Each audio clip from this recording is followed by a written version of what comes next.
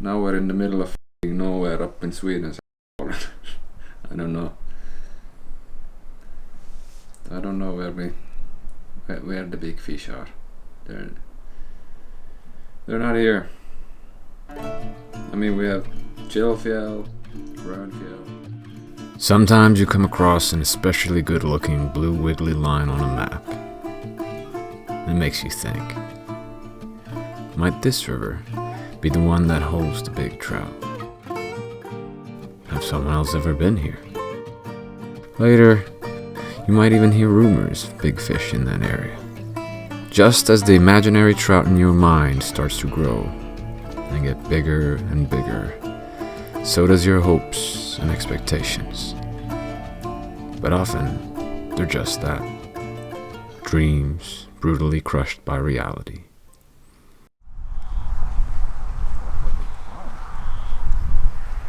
Six months later, you find yourself on the side of the road, gearing up and hiking out to that blue line, looking for that big fish that's been swimming in your mind.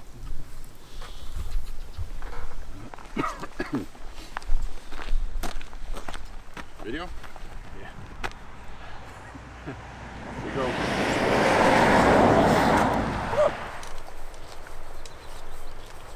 The hike felt light and breezy.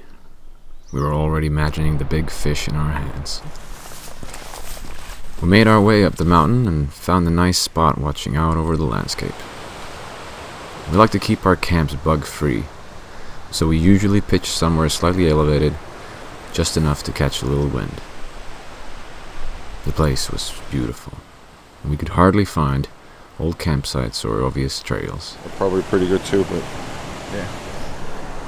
I don't know. This would be March Piranha as well. What? That one? Yeah. Yeah, those will probably work well.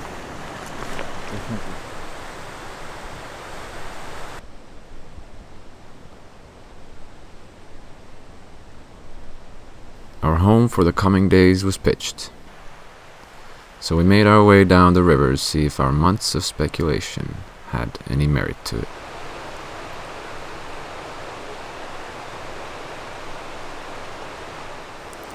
It didn't take long until we spotted the first trouts in this beautiful, crystal clear river.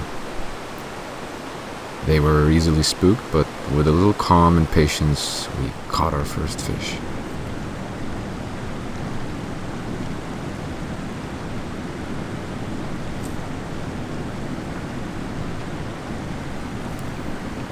There's a magic to these wild trouts, even the small ones. Nothing really beats catching fish in a place like this.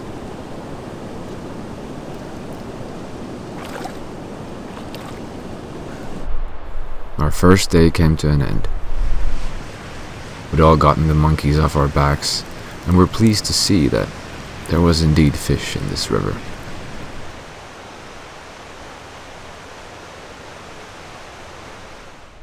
But just as our months of expectations had grown during the winter, so had our hopes at the river. We started scouting for pools that could hold bigger fish. The boys were happy, but serious.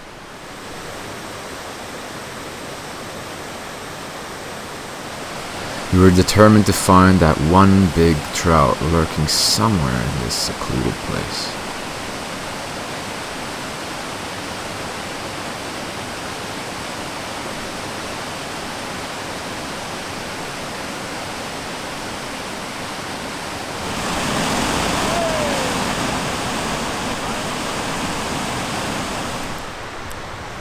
Our fires grew bigger every night, but not the fish. The way they move.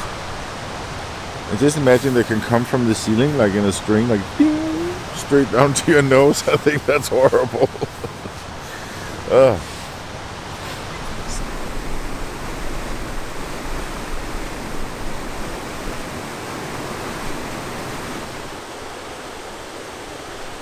Each day we hiked further up and down the river. We started realizing that the fish we were after were not here.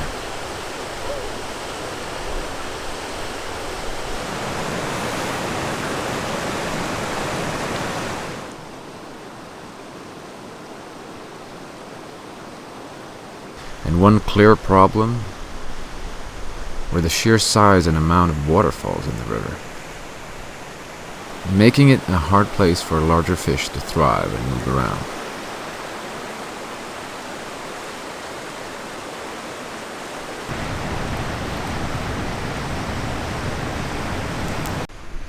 We examined the map again and took off on a long hike to a lake, hoping it would hold our salvation. But the day ended up being more hiking than fishing, the last straw. This is wet. Oh, go back. It's ready.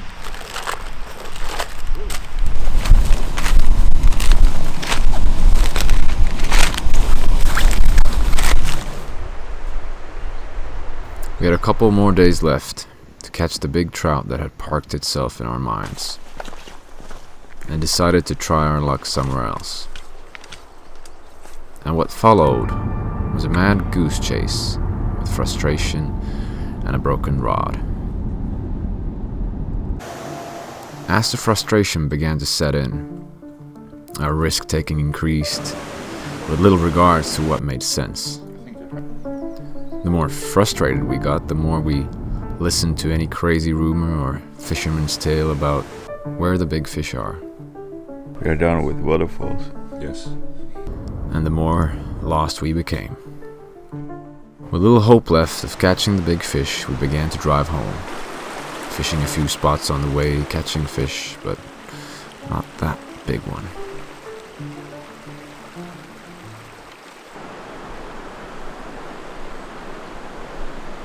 We had one last try on a river close to home.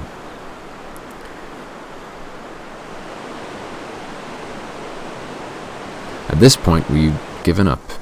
We had no expectations. The lesson had been learned. So we did what we do best. Enjoyed ourselves. No stress or pressure. Just a bunch of friends fishing and having a laugh.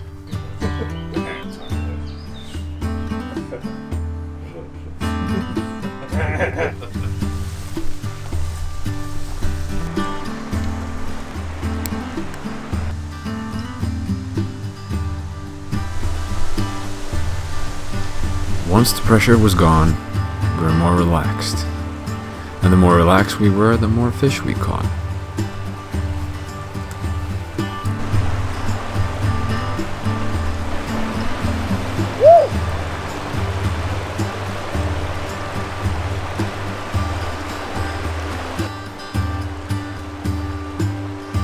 We thought we were chasing a fish, but somewhere along the way it became clear it was never really about the fish.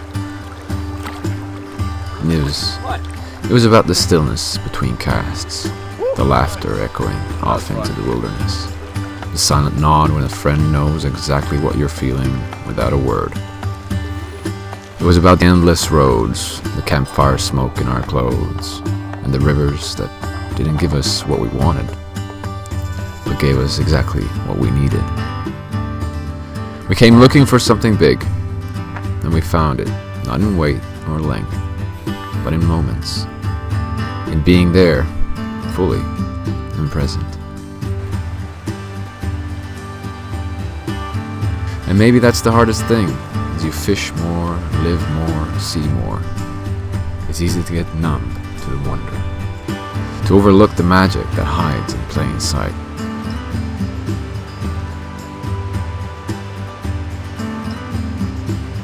But every now and then, the river reminds you, slow down, look again, be here.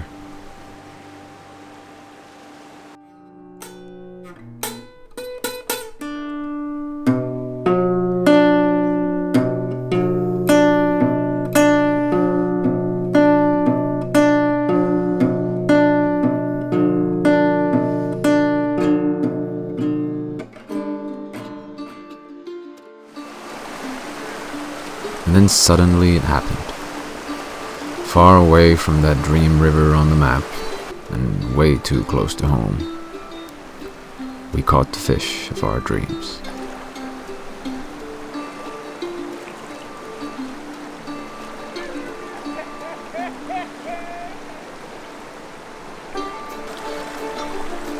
Because in the end, it wasn't the size of the fish that mattered. It was the size of the experience.